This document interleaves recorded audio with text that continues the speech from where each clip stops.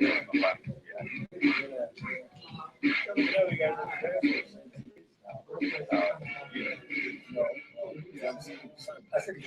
right, if we can get everybody come on in and sit down.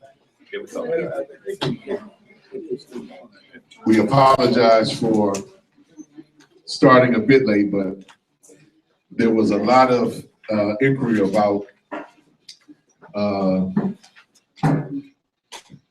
folks from out of town and throughout the country, and a few folks from throughout the world wanting to hear this particular presentation. So we set up a live, like Google feed, video feed, so it's recording now and broadcasting now. So we want to wait just a few minutes for folks. All right, if we get everybody come on in and sit down. We want to thank, first and foremost, everybody. We apologize for starting a bit late, but there was a lot of inquiry about. So we want you again, thank everybody for coming out. There's a lot to be said about this, but in short, what Pope Francis did in June with issuing that encyclical was pretty significant, pretty groundbreaking. And I don't think yet in the United States, people have fully kind of grasped the importance of that statement. And in fact, we know that there's a lot of resistance to the statement from some of the conservative forces, both within the Catholic Church and within the society in general. A lot of climate change deniers are really upset with the Pope and saying that he's not qualified to even issue the statement, when in fact, he's very qualified. He's someone who actually has some background and knowledge in science, actually. And that there was a large team of folks. He didn't just write this himself. He probably wrote very few of it, very little of himself. But there was a large qualified team of folks who've been working on this for some time. The primary purpose of it, just so folks are clear, the primary purpose of this encyclical was to get all the different members of the faith to, as he put it, have a new conversion, a new relationship with nature and with Mother Earth. But it also had a very political purpose, and that is to try and alter the climate negotiations which are taking place in Paris at the end of this year, called the COP21, the Conference of Parties. This is the 21st year that they've been meeting, and this probably will be the final year in which they meet and come to a voluntary agreement. How this started off 21 years ago, it was supposed to be an enforceable agreement. And you see where now they're just talking about making voluntary commitments, how far things have moved, and the crisis has only gotten worse. So a large part of this was to have an impact on those discussions and try to get world leaders, from the national governments, and also to get the heads of corporations, who are really the main players who are writing the policy now, not even the governments, to get them to have a change of heart, see things differently, and meet the challenge. In support of this, and it's kind of timely that we want to kind of have an interfaith dialogue about this and a community dialogue about this. Just this past Tuesday, a group of Islamic scholars from throughout the world gathered and signed an Islamic declaration on global climate change, also with the same intent, trying to get the over 1 billion Muslims to understand this issue, to take it seriously, to adjust. So there's a lot of parallel thinking that's beginning to happen, a lot of synergy. Now we need to make that happen, on a local level. So we wanted to really look at this for its global implications, its global meaning, but also, how it can help us improve our practice here in Jackson, with the intent on making Jackson a sustainable city, a city that, upholds some of the moral principles that the Pope is talking about, which many of us believe are universal. You don't have to be Catholic to believe in many of those things that he's articulating. And to figure out how do we do a different type of production and a different type of economy because it's those two things which are really driving the human activities, driving climate change. So we got to change in order for it to change. We have to change our behavior in order to change that. So we wanted to have a dialogue and discussion about that. And we wanted to open it up with Father Jeremy Tobin to just basically give us a good breakdown of what the encyclical is about, and then open it up for a kind of a fishbowl discussion and then an open discussion amongst ourselves about what this means for us on a local level, how we connect to the global work, and how do we improve our practice here in Jackson. So with that, I'll turn it over. Good evening, everyone. Good evening. I was asked to open to set this in the context of the prayer. Laudato Si is the opening line of St. Francis' famous poem, The Canticle of the Sun, or The Canticle of Creation, in which he very charismatically bonds himself with all of nature. He speaks of brother, sun, sister, moon. He addresses them as brother and sister because he is part of them. And he takes the phrase we've often heard in many places, unto dust, you are dust, come up to dust, you shall return. We are part of the earth. We are part of Mother Earth. So let us pray. We ask the Lord to help us in the spirit of St. Francis to feel our own connectedness to the earth, to the ground, to the air, to the water, to the trees, to the animals. Help us to realize we are stewards, not owners. Help us to understand that we are to preserve and protect, not use and exploit.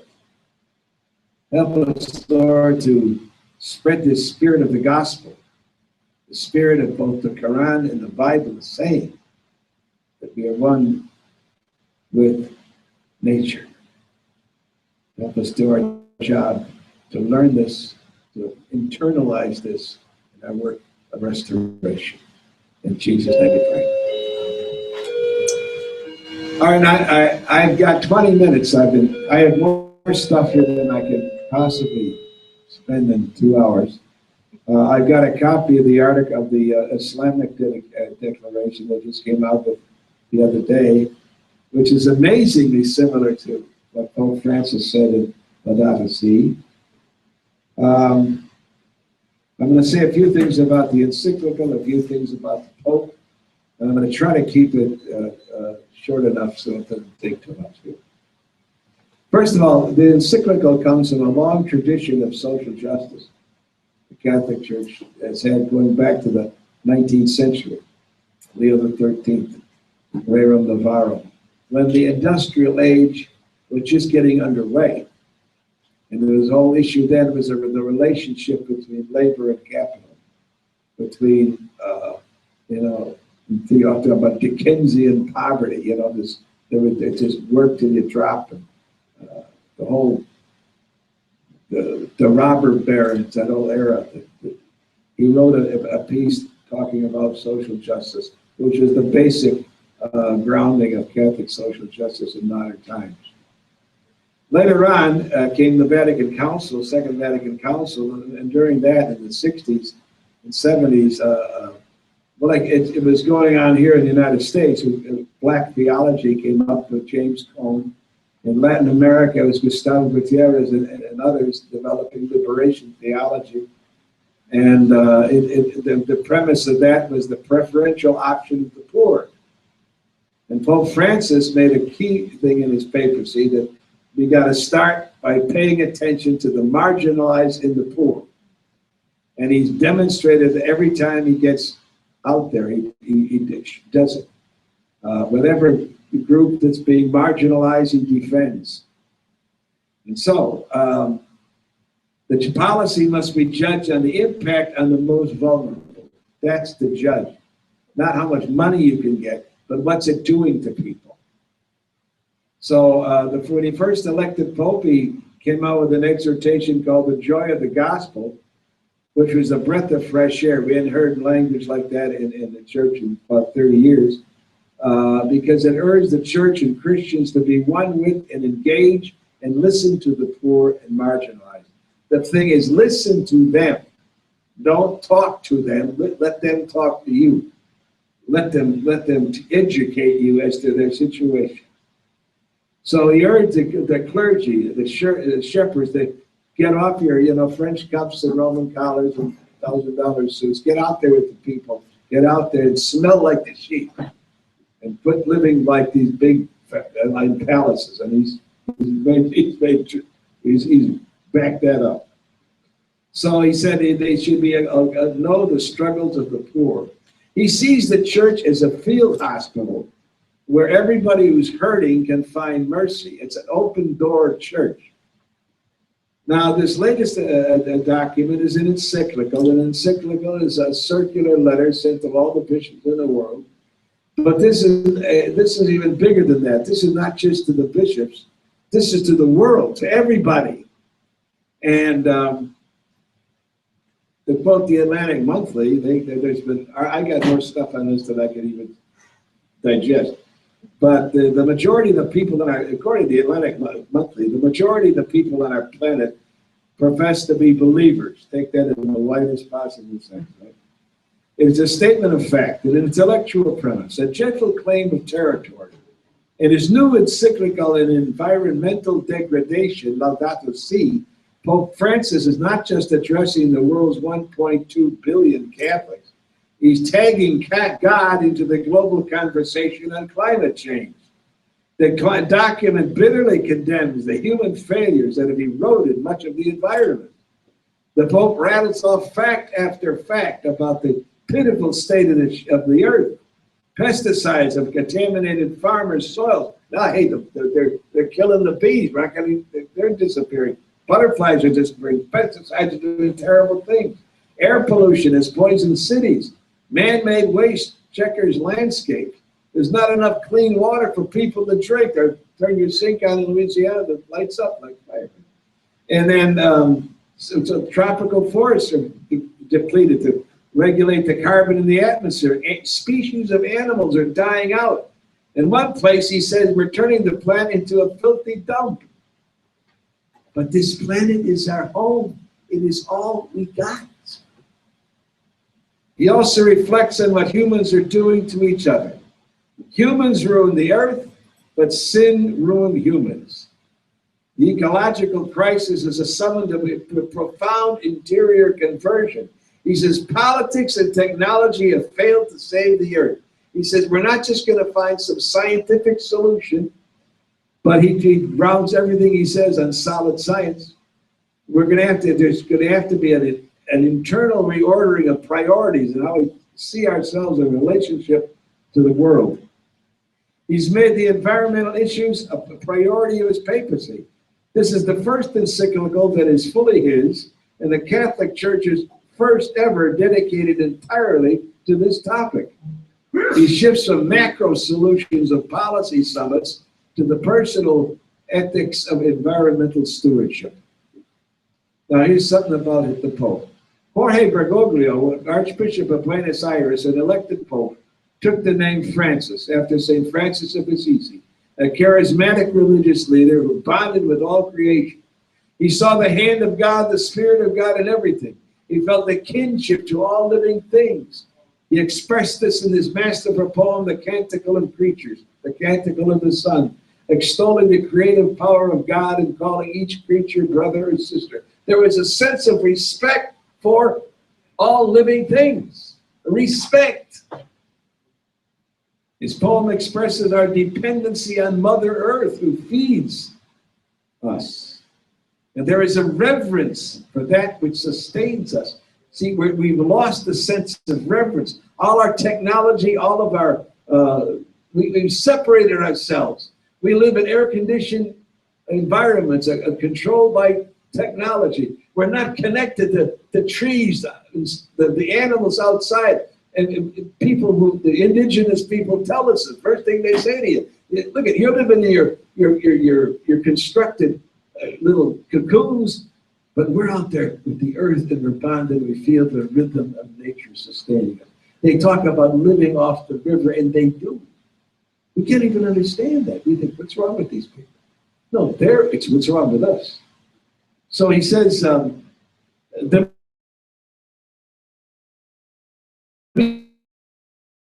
press argument is grounded and dating back to the late 19th century.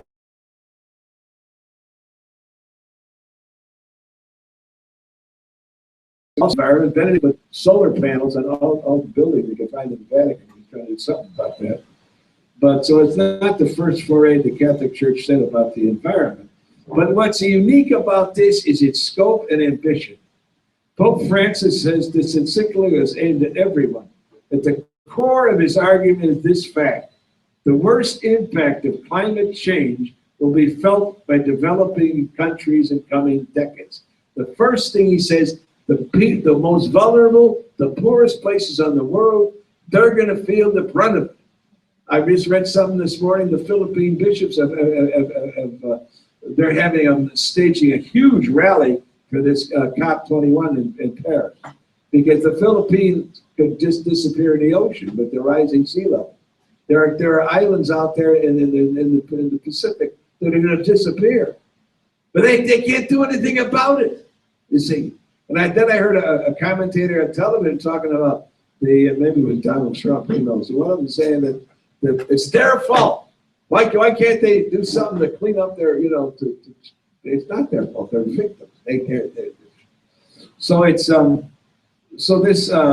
he aims this to get the biggest audience as he can, because the worst of it's going to be felt by the developing countries. At Catholic Relief Services, an organization that offers disaster development aid roughly to 100 million people in 93 countries each year, volunteers and staffers have seen these effects firsthand. The impact on farmers to feed the people, droughts turning land to desert. Now, I'm going to give you a brief, a little bit of a summary here, and then I think I'm going to shut up. I do want to say one thing about the planet. The basic summary is this: the Pope reminds us for human beings to destroy the biological diversity by causing change in its climate, to contaminate the earth's waters, its land and air. These are sins. The appropriate response to such penitence is what John Paul II already called a global ecological conversion. And this St. Francis is the example par excellence of the care for vulnerable and integral ecology lived out joyfully and authentically. He shows us just how inseparable is the bond between concern for nature, justice for the poor, commitment to the society, and interior peace. We are all connected. The encyclical Laudato Si, Praise Be You, is developed around the concept of integral ecology as a paradigm able to articulate the fundamental relationships of the person with God, with oneself, with other human beings, with all of creation. We are all connected.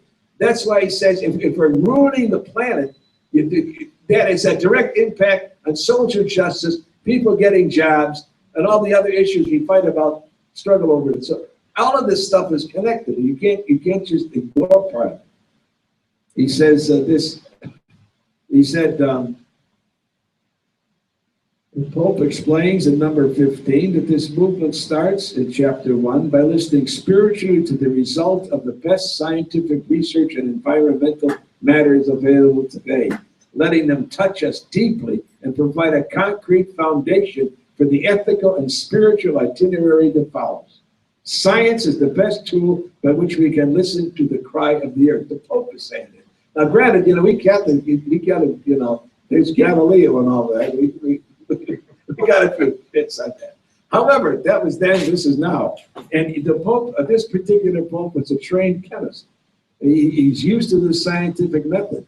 The old classical theological thing in the church was you had all these the theological, philosophical premises were set up.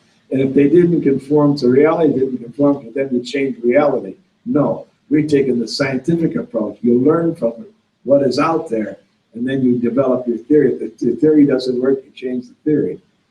but the real is what is real. So we have to deal with listen to the best. And as far as the biggest negative stuff he's going to get about this, his encyclical, is coming already from the United States. The climate deniers, the people who are denying science, the people, some fundamentalists, if it isn't literally in the Bible, this doesn't make sense. Science, they separate things out and it gets all confusing. But he says, no, we have to listen to the science to tell us, which is what's really, we can hear the cry of the earth through the scientists. The next step in chapter 2 picks up the wealth of Judeo-Christian tradition, particular biblical texts and theological reflections on them. And in this analysis is then in chapter 3 toward the roots of the present situation, so as to consider not only its symptoms, but also its deepest causes. The objective is to develop an integral ecological profile. Integral ecological profile. We got to think about the environment, think about ecology, and just how wide a concept that really is, which in its various dimensions includes our unique place as human beings in the world and our relationship to our surroundings, insisting on transparent and inclusive dialogue. Pope Francis proposes in chapter 5 a series of guidelines for the renewal of international, national, and local policies for decision-making processes in the public and business sector, for the relationship between politics and economy, and that between religion and science. Finally, based on the conviction that change is impossible without motivation and a process of education, chapter 6 proposes some inspired guidelines for human development to be found in the treasury of Christian spiritual experience. And along this line, the encyclical offers 2 beautiful prayers. I tried to get them off the internet, I couldn't do it. The first to be shared with believers of all religions, and the second among Christians. And the encyclical concludes as it is open in a spirit of prayerful contemplation. So that's basically a brief summary of the encyclical. And there was one thing I was going to mention. You know, the Pope went to South America, and he gave some blistering speeches about capitalism. Now, when this Pope was growing up, a young man, his first boss was a hardcore communist down in Argentina, and he was his mentor. They were into all of his life, and he knew that the communists can be good people. Is what we're trying to say, because and so he says he shares that same anger of what capitalism is doing to people. And in his recent tour of Latin America, he said the encyclical blasts profit as the sole objective in the economy of greed. In Santa Cruz, Bolivia, Francis gave a blistering address, some are calling a mini encyclical. He was unrelenting in his criticism of capitalism. After ticking off the ills of modern society, he said, and behind all this pain, death, and destruction, there is a stench of what Basil of Caesarea, one of the church's first theologians way back, called the stench of the devil and unfettered pursuit of money rules. I mean, I was hearing everybody in the room, right? And this is the dung of the devil, he called it.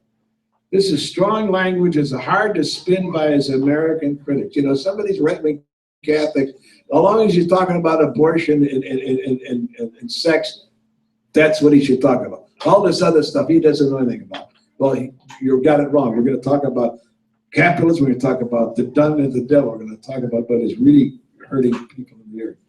So anyway, working for just distribution of the fruits of the earth is not mere philanthropy. We can say redistribution of wealth, whatever. It is a moral obligation, and the Pope calls on organizers to fight for justice and to what?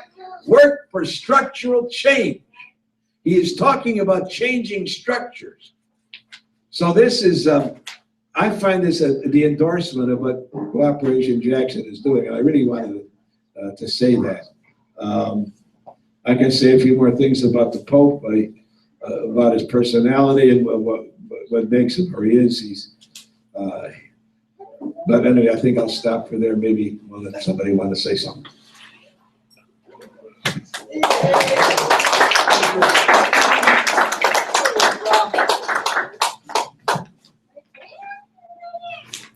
Good evening, everyone. Good evening. Thank you so much for being here with us to take part in this community conversation, not just about climate change, but this is about system change, right? And how are we learning about system change as it impacts us in our local communities? And what is it that each of us can do to live our values, learn our values, and grow in our values as we also build these community values cooperatively and move towards a restorative practice of living away from the extractive practices of living, right? So that's what this whole conversation is about. And that's also one of the values in which Cooperation Jackson is rooted and rooting its work in. So the next part of this conversation is gonna be a panel of amazing community folks who are gonna come up here and share their perspectives.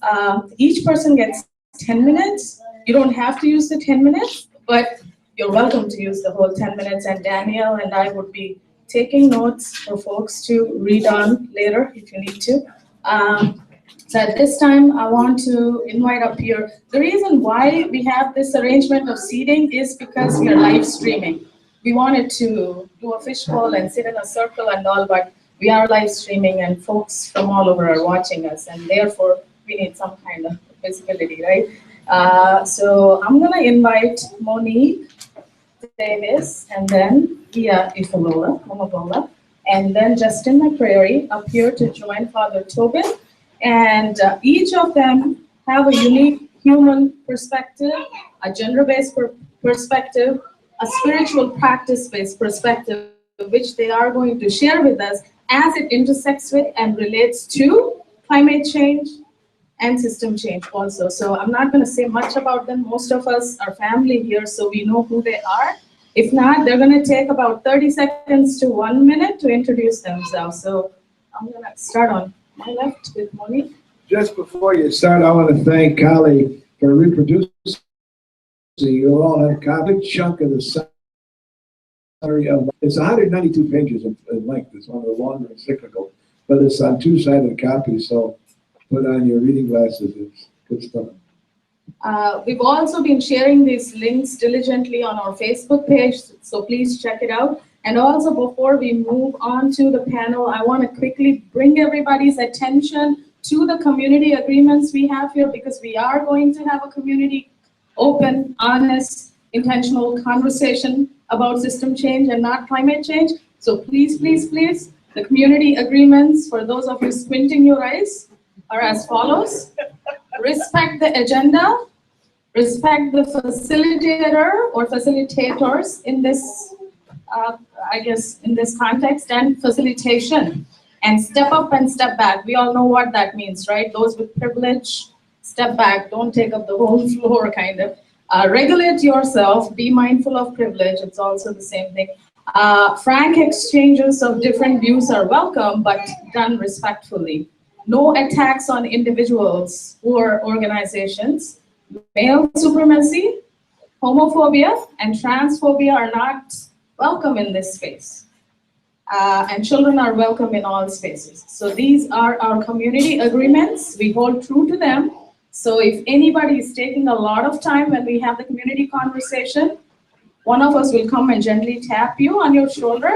That means please pass it on, transition on to the next person, right? We want to hear from everybody, because this is our community and we are in a very precarious state with regards to how we are living our lives, right?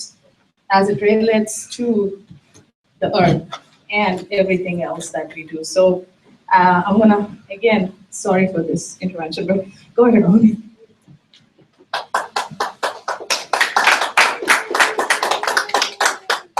So good evening, everybody.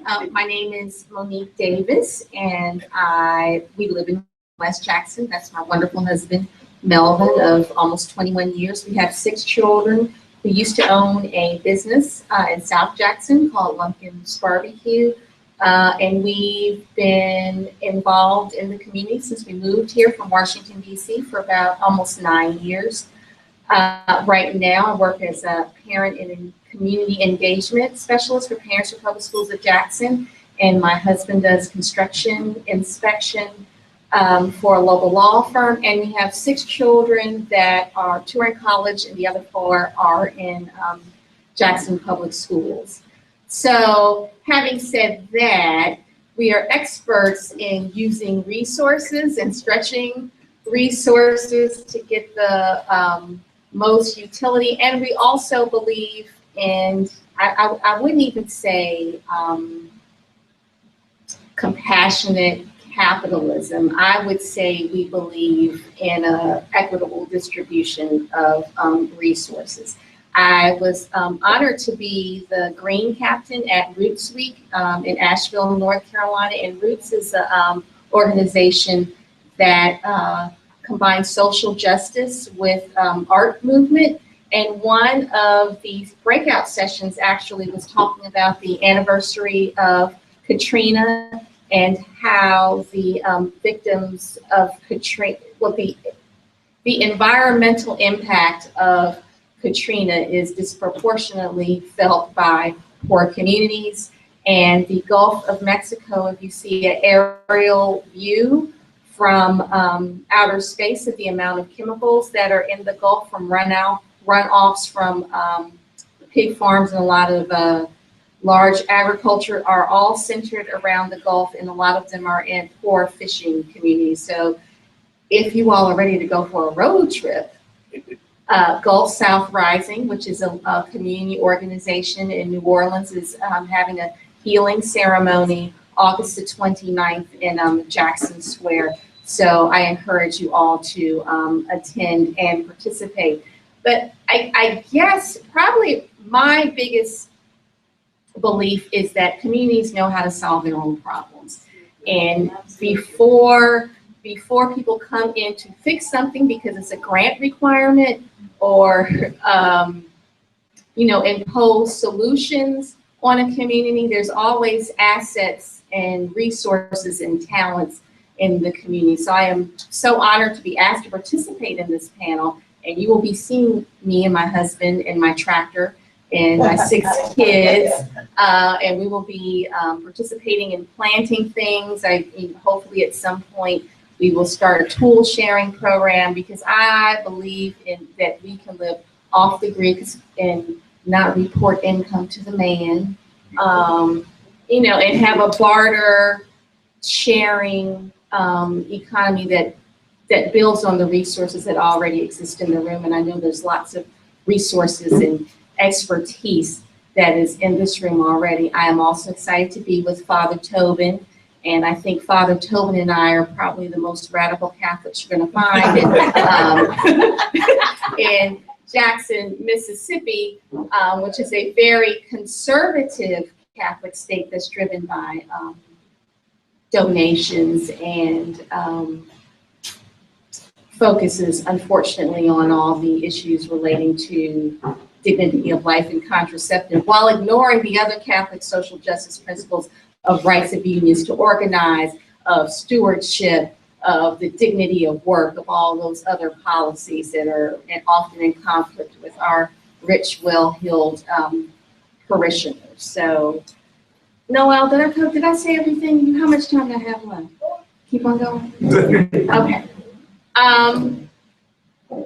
What I hope comes out of this discussion is maybe wish list, resources list, things we can say, this is what I have, this is what I have extra. I mean, if we can really start creating a base of wealth that we are willing to share, I think that would be an excellent takeaway to come out of this meeting, and to get us to really think about distinguishing wants from needs. And this is also an ongoing conversation that we have with our children.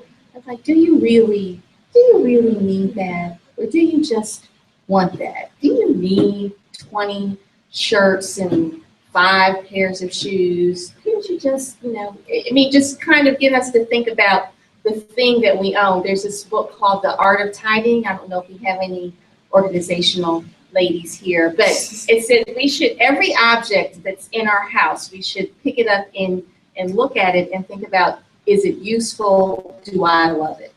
Is it useful? Do I love it? If we don't, then we need to pass that energy or pass that thing on to somebody else who can use it. So just really repurposing, recycling, upcycling, think of new ways to use things that could keep things out of the landfills and pass it on to somebody who can use it. So we could go away with kind of thinking about those kinds of things, and we would have done some good.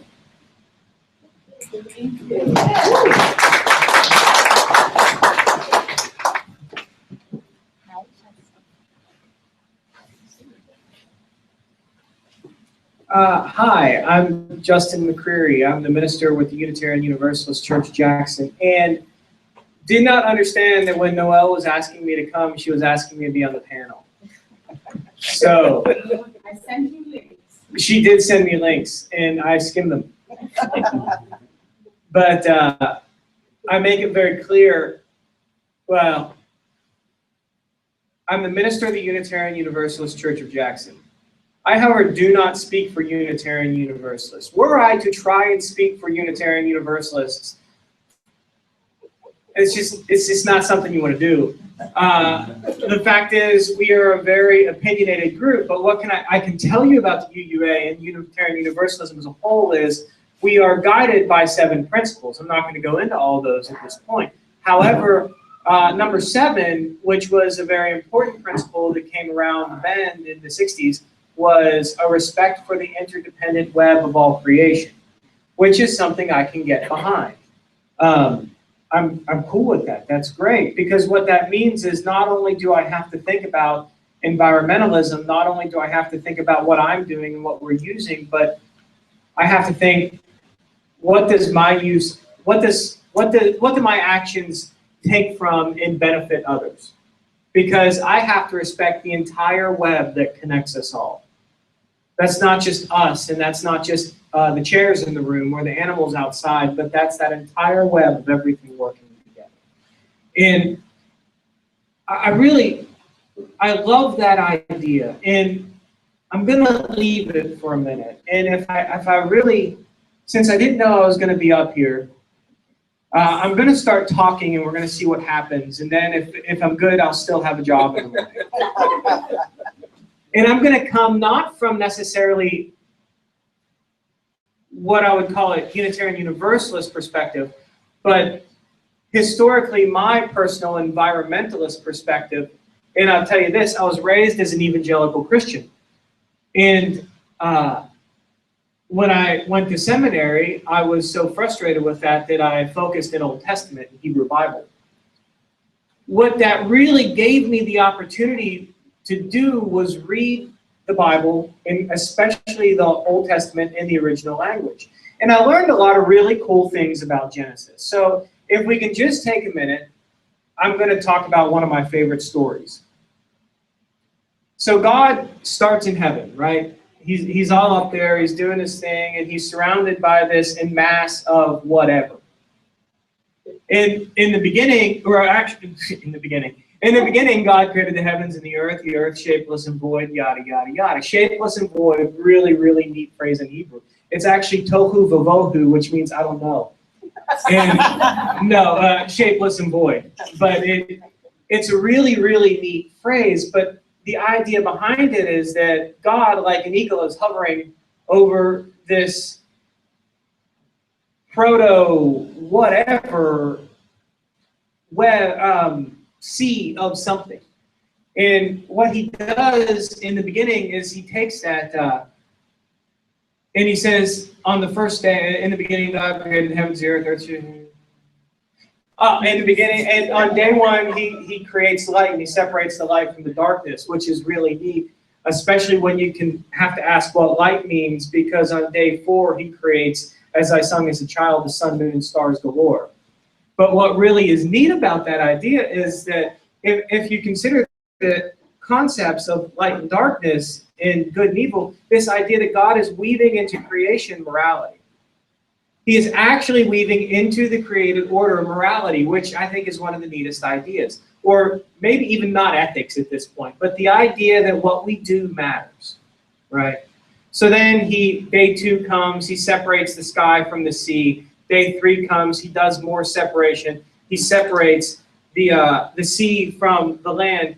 And I get frustrated hearing a lot of people talk about this scripture when I was a kid, because they wanted to talk about why it meant God created the earth in 6 days instead of evolving, as opposed to the actual theological method behind it, or theological message behind it, which actually has nothing to do with how long it took to create the world.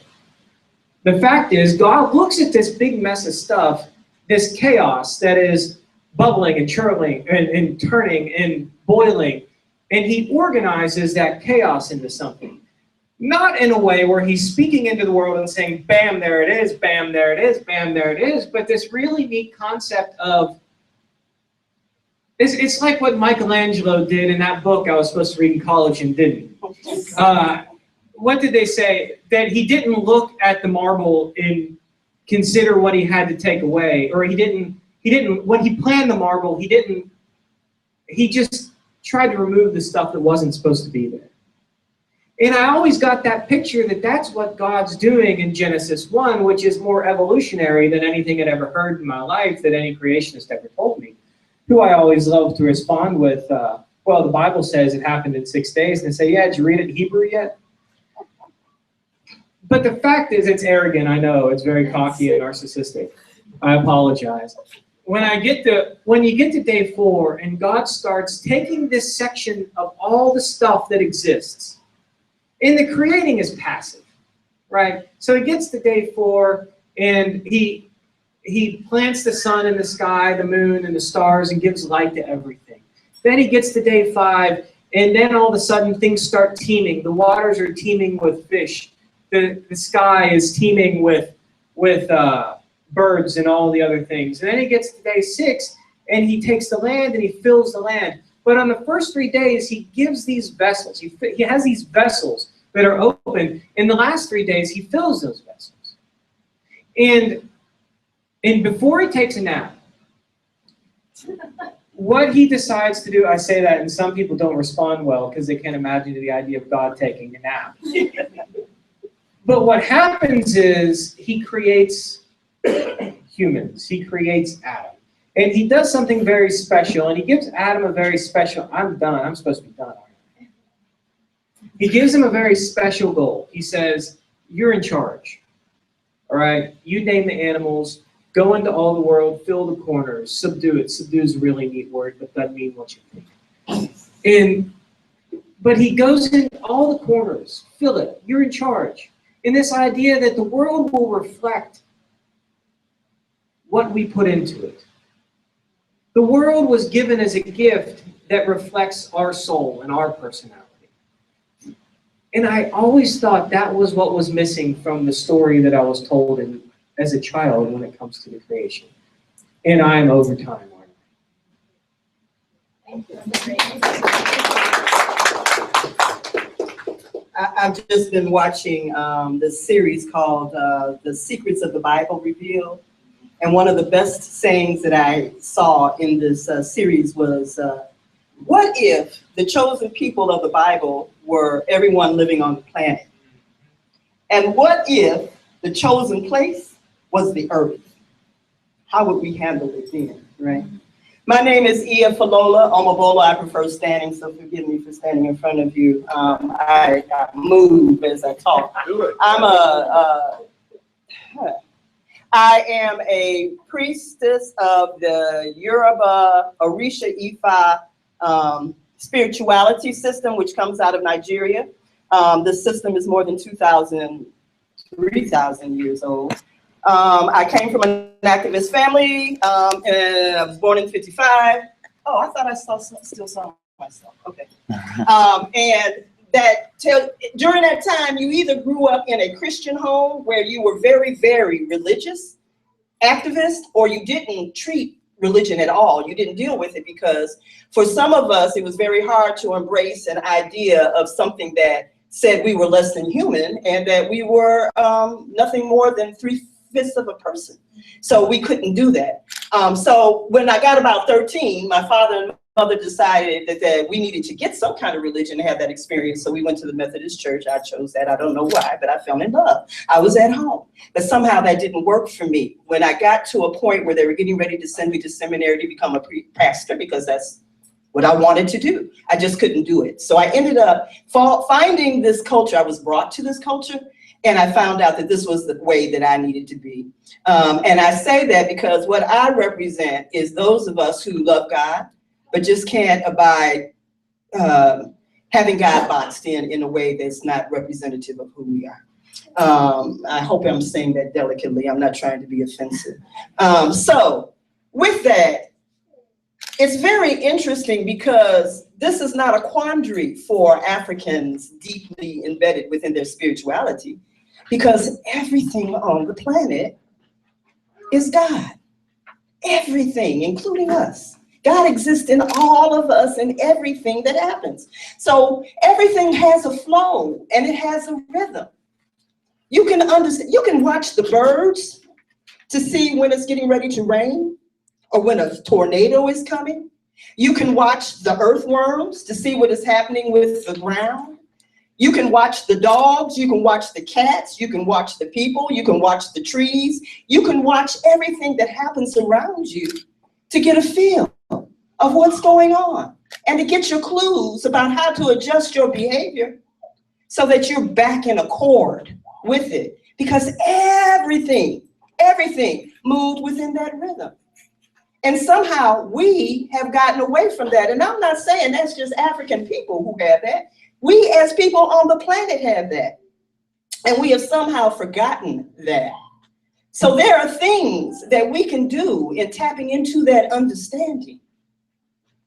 There are things that we can show respect for, and just by showing respect changes the dynamics drastically. For example, we were having a meeting earlier today and there was a baby chameleon that was running across the floor. My daughter got it, and took her out the door. When you brush your teeth, don't leave the water running. Turn the water off. Why grab a whole bunch of stuff when you only need a few things? People were talking about that earlier. Why walk by someone and not say hello? Why look at someone and think that they are less than you? Why do you do things that make you superior to others?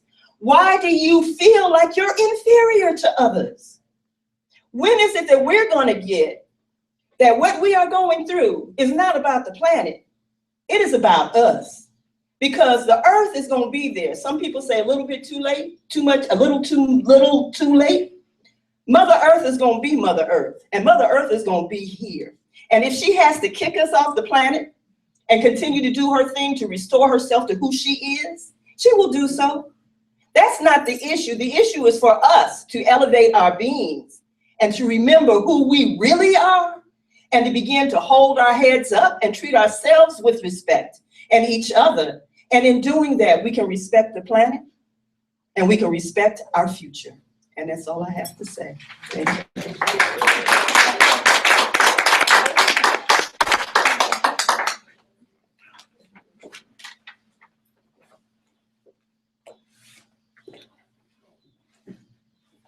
For those of you, can we give a big round of applause again to our panelists who have shared their amazing prepared truths with us? That's what I would like to call them, your individual truths, your faith truths, right? For those of you who are very interested in using your phones as pieces of technology to share with the outside world the awesomeness of what's happening here, go ahead and use those hashtags. If you are on Twitter, if you're on Facebook, please make sure you put all those hashtags on your statuses. That's what I was doing right there, trying to listen and then tweet it out and take notes, and then Facebook also, because it's always good to build these parallel conversations using social media. Those are very powerful platforms, and those are people-driven platforms, right? That's how we get to know news from one another to each other and not depend on these mainstream news sources which continue to do so much of villainizing of who we are or invisibilizing our real stories or distorting our narratives, right? So we got to be our own storytellers, and these platforms help us in that way. So please go ahead and use those hashtags: Our Power, Just Transition, Katrina 10, COP21, Road to Paris, and System Change.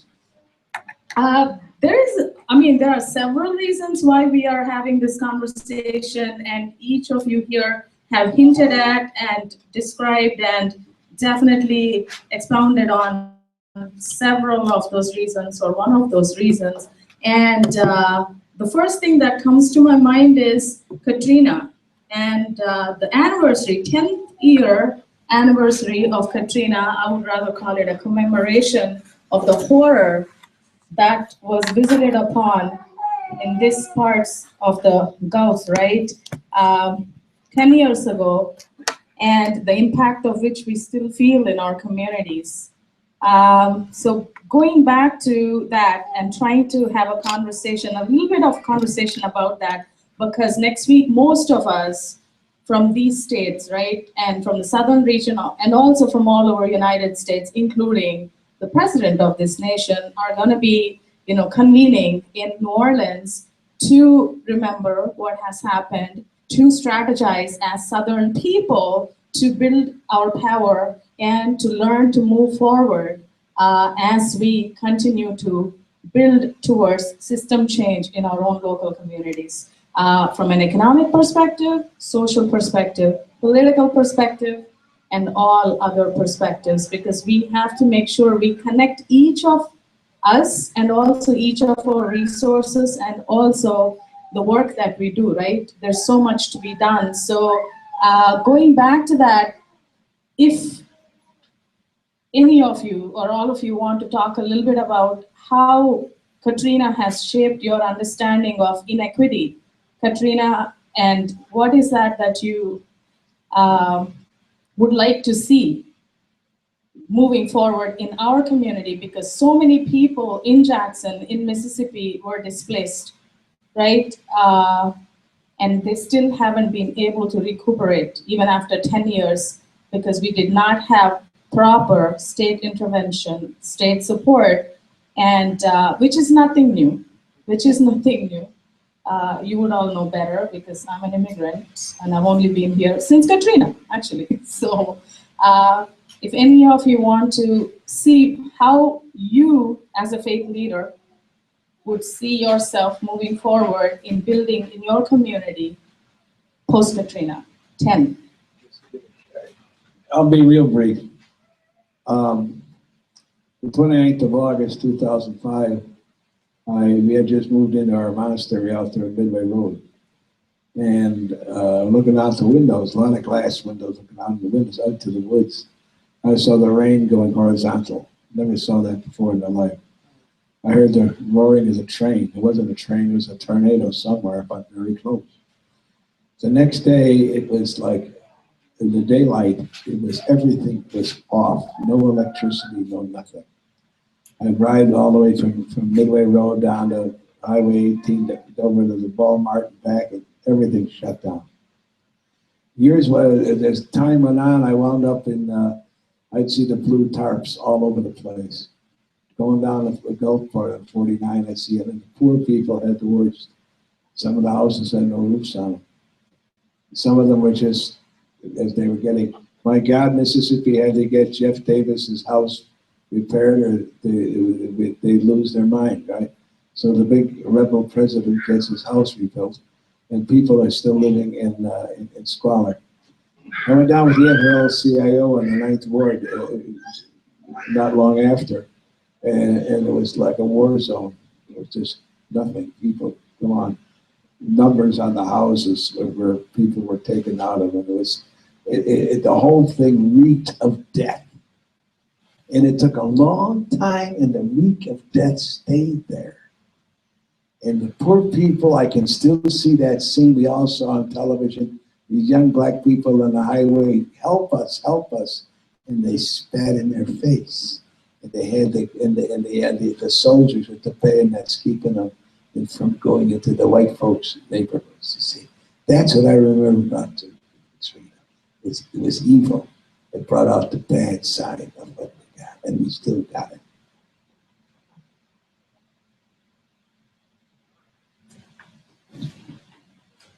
We were blessed not to have to experience Katrina directly, but I just want to honor I want us to think about the migrant workers who rebuilt New Orleans, who were exploited by contractors, who were not paid, who were deported, whose families were separated. I want us to think about them, honor them, and if we know any of their names, to call their names.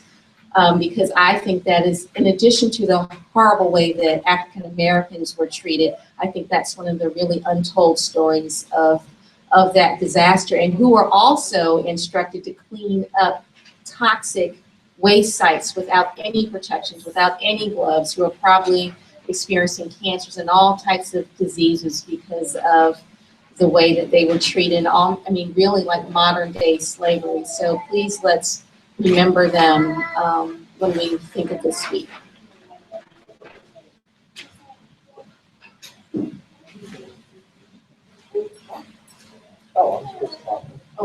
More time, you want to say something?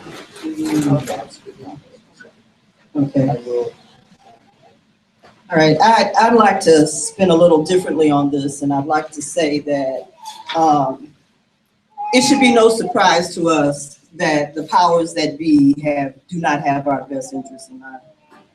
Be it Katrina, be it anywhere. My heart, my prayers, my petitions for elevation go toward those who have suffered, as we all have suffered. And so what I want to say is that what Katrina reminds us and what points out to us is that it is imperative that we understand what self-determination is, and that we understand what self-sustainability is, and that we begin to understand and put into practice economic democracy. That we have to begin to create models for ourselves that are independent of other models. We have to begin to set those precedences in place that will allow us to take our control of our own lives into our hands. And as a plug, that's what Cooperation Jackson is all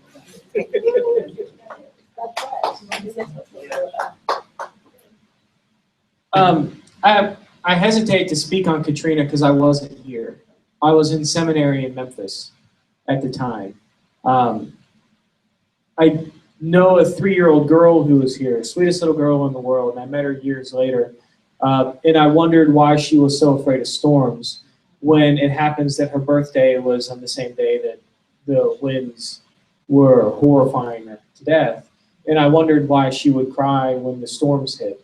And what really kills me in this, she doesn't cry about the storms anymore, which is a good thing. But in the time it's taken her to cry about those storms, you think we could have finished rebuilding?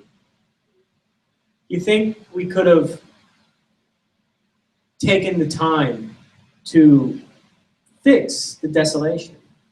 You think that there should have been some way that the communities could have found support to return themselves quicker and better? I guess those are the only things I'd say about Katrina. I'm speaking and I don't have the right to. I wasn't there. And I didn't help. And that's where I was at the time.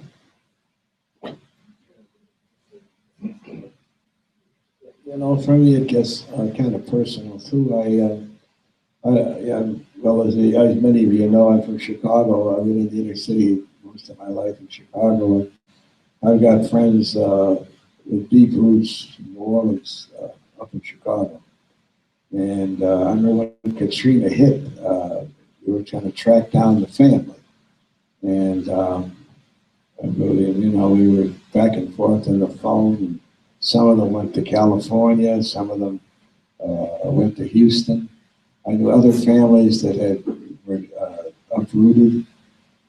Some stayed up here, but part of them was still back home. it was such a huge dislocation of people. And like Christ the King Church still has several families in there from Katrina. And they still talk about what it was like before Katrina. We had meetings here with the ACLU and NAACP, and some groups down in New Orleans, I can't remember all their names, fighting for justice, fighting for help to rebuild their communities. They weren't getting what they deserved. And it was such a painful time. And then there's the loss of life. It's going to stay with us a long time.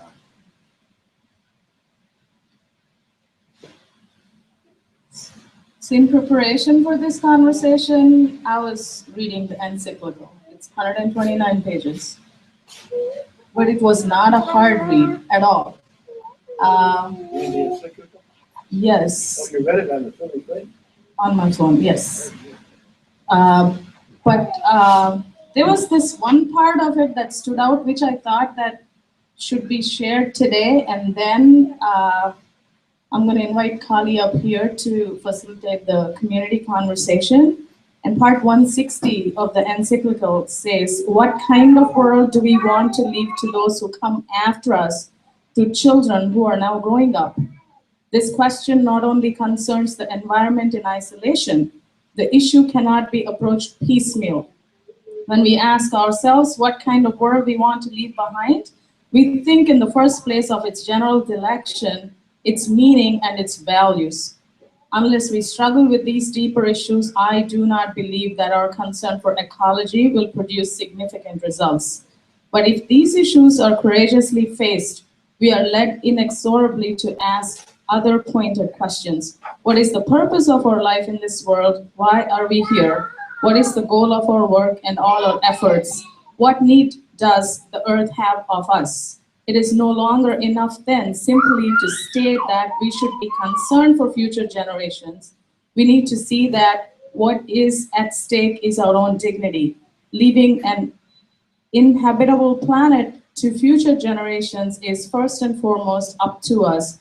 The issue is one which dramatically affects us, for it has to do with the ultimate meaning of our earthly sojourn. It goes back to Father Tobin was saying earlier, how we have to invoke our spiritual strengths, make us stewards and not owners of a place, right? So this really stood out for me because I have a child, and majority of us have to be thinking in terms of what it means for us and the next generations, and in how we move through this earth. I'm going to bring up Kali right now to facilitate the community conversation. But as we move forward, please, please, please continue to reflect on what it is that we have to do locally as individuals and collectively in our communities, and how that has to build into a regional strategy, and the regional strategy into a national strategy, and then how that should speak to a global strategy, because that's what COP21 is about. We all have our voices, right? And if we look beyond our privileges, and if we look beyond our differences, we should be able to, and if we own up to our privileges, and then use those privileges to become allies, I think we will be able to do amazing work in this world. So please, those hashtags right there, build on one another. And these conversations, local to global, also build on one another, and so does the work that we are supposed to do. And that is the work Cooperation Jackson is doing here in West Jackson, or intends to do in West Jackson moving forward. And there are several community organizations in their own local communities around the world doing the work, right? Those of us with resources, how do we support these local works? I speak as a South Asian Dalit woman who works at a historically Black school, which means I have ground privilege. How do I leverage my privilege to work in my community intentionally to make sense of what the local community wants? It's not what I want. It cannot be what I want. So how do we become those allies is a challenge I throw to the privileged folks in the room. And I'm going to leave it at that.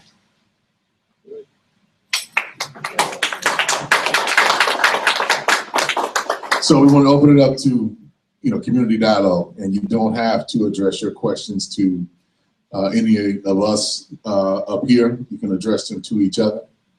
Or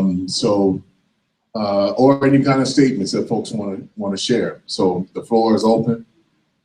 Good evening. Good evening. Good evening. What do I do next? You don't have to, but Okay. I'll address my question to gentlemen. Now, excuse me for not being able to call your name. That's okay. But you said that you weren't here for Katrina, and you didn't know how to respond to it, and so you didn't help. I work with Chokwe on the Katrina project, the People's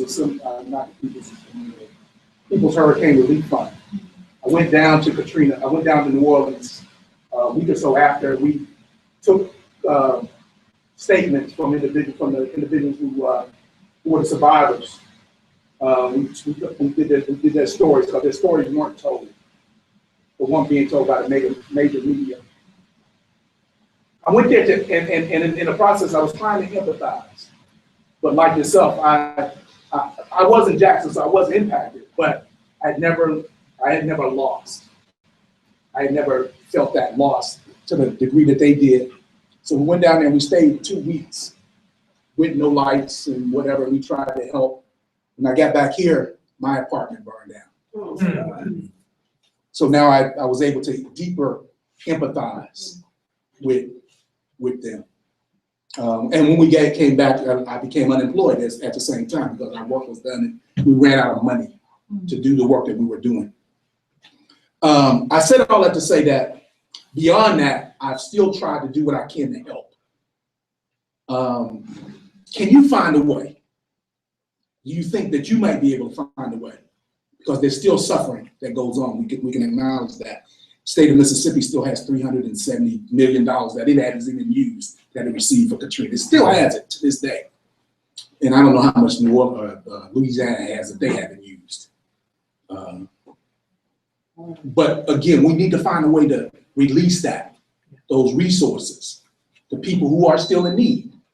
And you have a privilege that I don't have, that you might be able to use. I think she was addressing that in a roundabout way.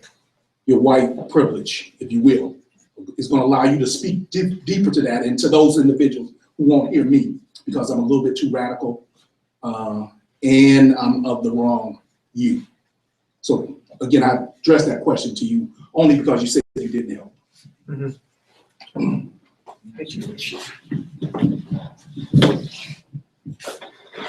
And I hope in saying that, that wasn't interpreted too horribly arrogantly. When I was 25 years old in seminary, and they made a call out to us to go, one of the churches had opened up in Memphis as a shelter, because there were people going all the way up. There was what they asked us to do, and I will get to your question, but I do want to tell you what they asked us to do. They asked us to sign up and just talk with the people coming from New Orleans.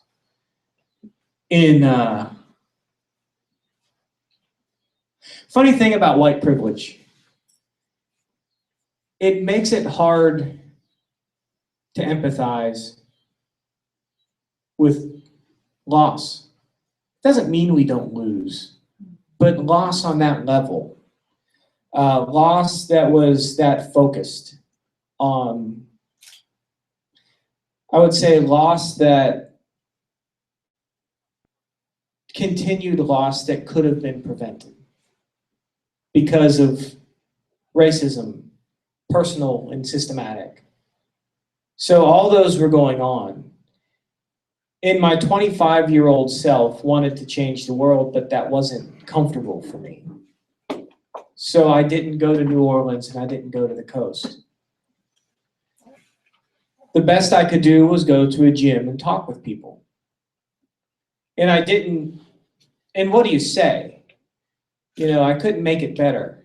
I couldn't take it away. I couldn't take away the pain. And I walked in with no idea So I asked them how to make gumbo.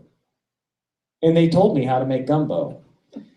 And because I didn't know what to do. So, what is it, 10 years has passed? And I'm a different situation. I am in a different situation. And now I have responsibility. And I don't have the innocence that I had before either.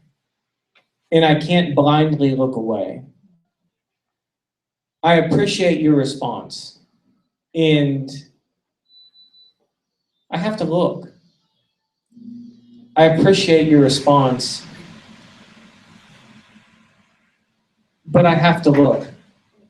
And that's as honest as I can be about that statement, is I have to see how I can do it. And it requires a little bit of research. It will require a little bit of talking. But I know some people I might be able to connect with. I appreciate that. Thank you.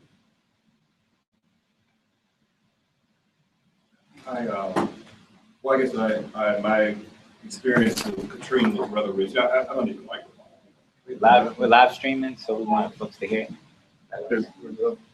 That's the one. But in any case, when the hurricane hit, I was working for Oklahoma State University, and I got a call from the Agricultural Commissioner's office about an organization wanted to provide biodiesel to the relief effort, West Central Cooperative.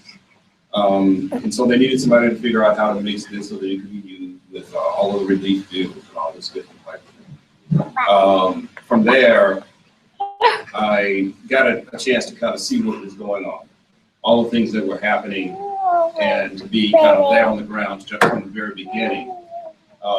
You know, a lot of people, you know, you can look at pictures, you can look at, you know, video feed and this kind of thing, but what you don't get is the smell. You know, there was a smell of everything being dead, you know, in Katrina, and people, and dogs, and cats, and animals going wild, you know, going back to the, you know, just kind of baser nature, if you want, you know. And I was motivated to get involved. So I left my comfortable job, went to another job that was called Project Recovery, where about 400 people were hired to specifically look at the mental health effects of people in Hurricane Katrina. And sometimes you ask the Lord for what you think you want, you know, and I did that and said that I really wanted to become involved because all I'm doing is studying the mental health effects, which were significant. There was some very interesting things that happened out of the mental health of people. And then a friend, a guy that used to work for me, gave me a call and said, look, there's this organization called NeighborWorks America that wants to start a housing organization in Mississippi specifically to look at the recovery effort, and I want you to give them a call. So I was hired to go and work specifically in terms of building housing on the coast after Hurricane Katrina. So while we were sitting there, as you all talked about it, there were things, if you don't mind me just kind of throwing out some things that I saw that were needs that had to be addressed. Some of them have been addressed, some of them have not been addressed, but in a holistic approach. The people on the Gulf Coast were saying we were just finishing cleaning up after Camille, then Katrina hit. So we're talking about roughly a 30-year process of cleanup. And I don't think that we're ready for the next hurricane, whatever it might be named. So some of the problems that I ran into was, you know, in the actual building effort is that Mississippi does not have a uniform energy code, which contains the environmental code. Mississippi's energy codes are dated in the 50s, 60s, 70s. If you're outside of the municipality, the basic 6 larger municipalities, Mississippi does not have a code which really adheres to that. So you can essentially go and build a cracker box as long as, you know, it's approved for the utilities to get put in. The statistics show that people in Mississippi change residents about every 5 years. So, you know, they may build that house, they may stay there for a few years. The next person, especially when poor families move into those houses, they can't pay those energy bills. That was one of the experiences we had back in the 80s with Sugar Ditch. I don't know if anybody remembers remember Sugar Ditch, but Sugar Ditch was, government descended on Tunica County, Mississippi before ganging. The people that lived in the shacks in Tunica County will build new homes. Well, the home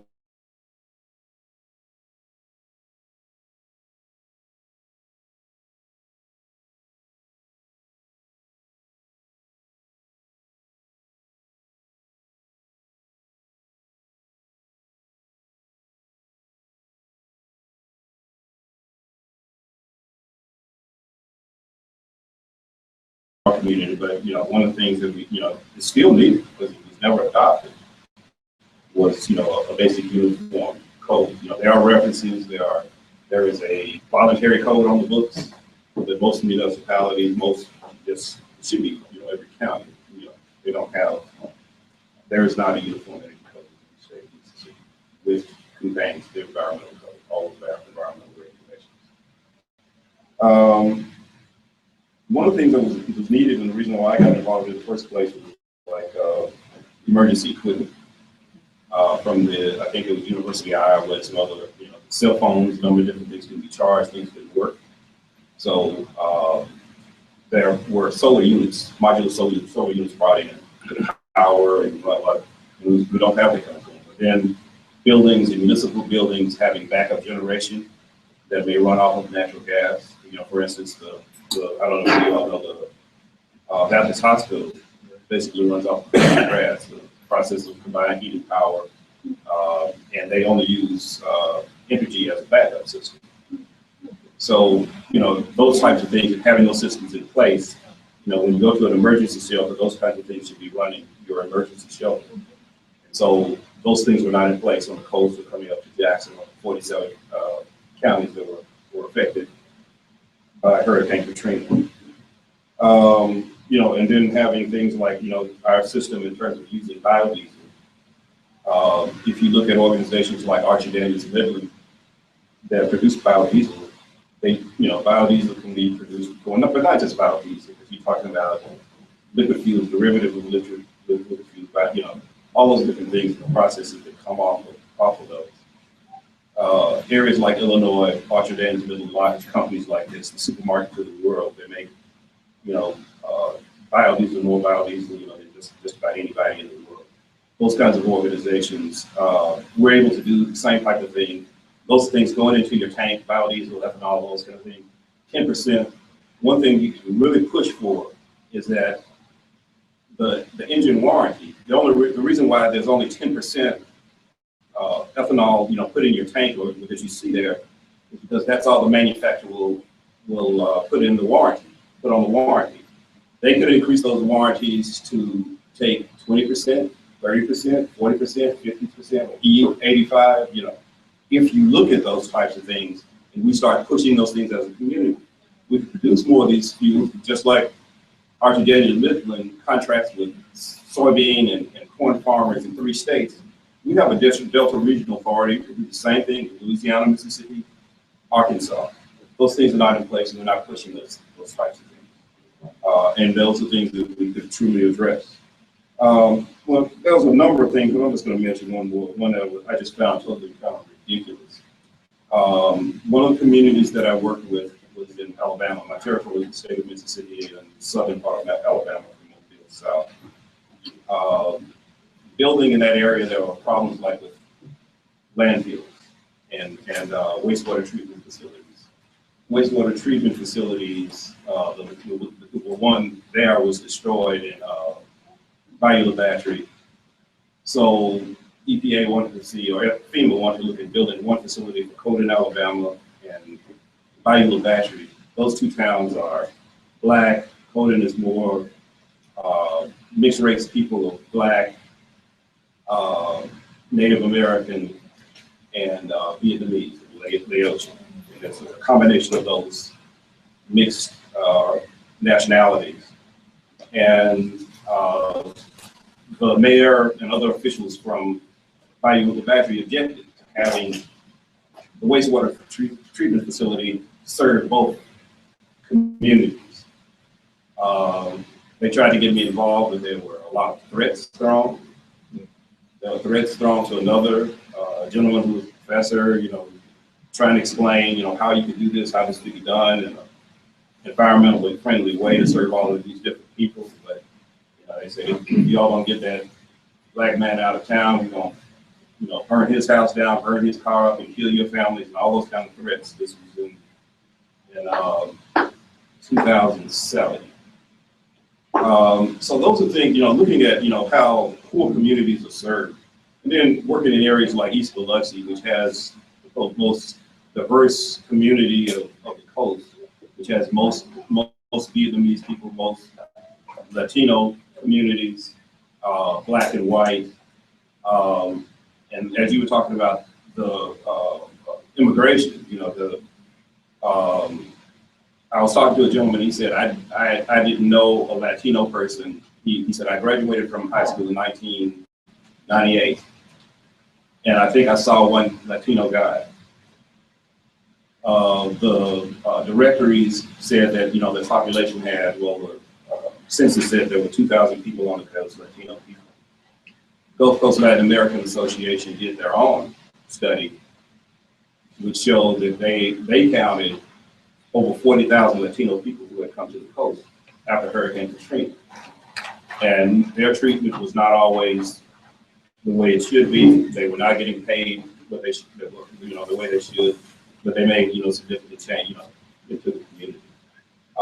And so there are a lot of people that are low English speaking people, no English speaking people that were mistreated as a result of Hurricane Katrina. And a lot of people that live there, that have been there, that they could not get services because they couldn't always explain what was happening and what was going on in that area or in their communities and what they needed after Hurricane Katrina. And there was nobody to really explain a lot of things to them because they didn't know what they didn't know or couldn't ask for. Those are just a couple of things. I don't want to monopolize the conversation, but Thank you for the information.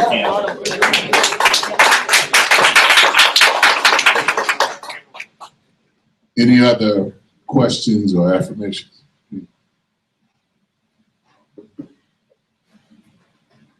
I just want to say first how grateful I am for this conversation. I appreciate you all for organizing it and those of you who've been a part of it. My name's Scott. I work locally here in the service industry, but I'm an academic without an academic home. I study theology as well. That's what my background is in as well. Coming out from a radical Protestant, not Catholic, but deeply sympathetic with the theological traditions Father Tobin mentioned in liberation theology and that theology and all that. So I'm very appreciative for this. And also for the emphasis on Katrina, I think it's so important, and I'm appreciative for that. When I was writing the book version of my dissertation and adding a concluding chapter, what I chose, the instance I chose to kind of focus the kind of abstract academic discussions I had been having about the relationship between Jesus and power and Mammon, the god of Mammon, which is kind of the god of wealth, I guess. Katrina was what I turned to start my conclusion as what my work was really about, and thinking about that as a disaster that was at once political and spiritual. And I think that's what this Pope has done in this encyclical. What Father Tobin has pointed out is showing that the connections between our spirituality and our politics, our economics, our way of life. One of the things I wanted to ask you all maybe to reflect on briefly, if you can, on that connection, is it seems to me that the Pope is calling for a revolution which is ultimately, I guess, most deeply spiritual in nature, right? It has to do with ourselves, but obviously this is a revolution he thinks that necessarily acquires political form or expression or economic form. It's a revolution in the systems in which we live. So to bring it home, I guess, here to the work Cooperation Jackson is doing, it seems there's an emphasis here on cooperative economy, right? Building self-sustainable networks of interdependence and organizing. But I want to ask about the connection with the political, I guess. I mean, if we know, going back to Frederick Douglass's lesson, power concedes nothing without a demand, it seems like these are two kinds of work, right? Building cooperative or independent economies while putting pressure on people in power for change that is necessary because it affects so many lives. So how do you all see, if anyone, whoever wants to comment on that, the connection between this spiritual change and political pressure? Well, Pope Francis mentions there is this connectedness. He uses the theological terms like the Trinity, Father, Son, and Spirit, three persons in one God, connected in communion with each other. He sees that concept spreading, but we are connected to the earth. We are connected to other people. We are connected to our own selves. We are connected to God. And ultimately, he says this involves an interior personal conversion. And in his encyclical, it gets very religious when he has this level. He says it's not just a question of finding the best program or the best tactic, but it's going to have to involve a personal interior conversion to believe that I am connected to you, to the nature, to the world around us, and we all have a responsibility to preserve it. And you know, to say that is one thing, but to internalize it, he says, and I believe it, it involves a real personal attitude.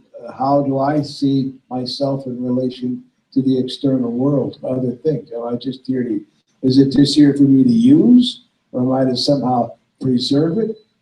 Monique was saying very well, what very concrete ways to do it, how to relate to the stuff you got, and do you need it?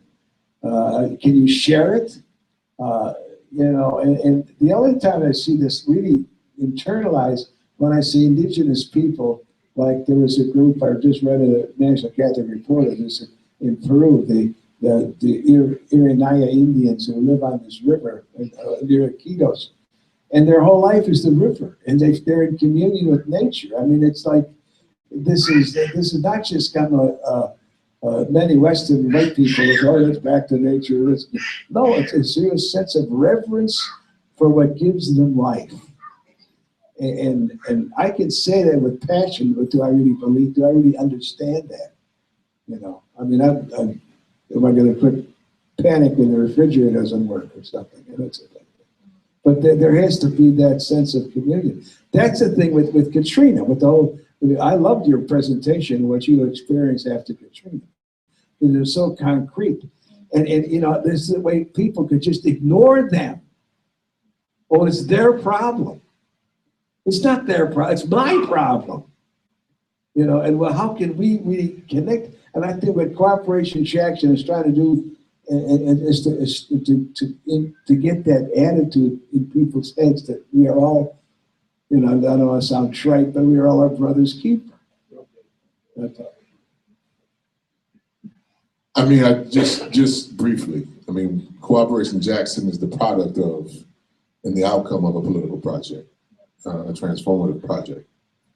And it is an expression of one aspect of that project, which is trying to transform the economy and put it more in the community's hands, you know, which is a long task. I'm not saying that we are perfect by any stretch of the imagination in terms of accomplishing it, but that's part of our own internal struggle to improve our own practice.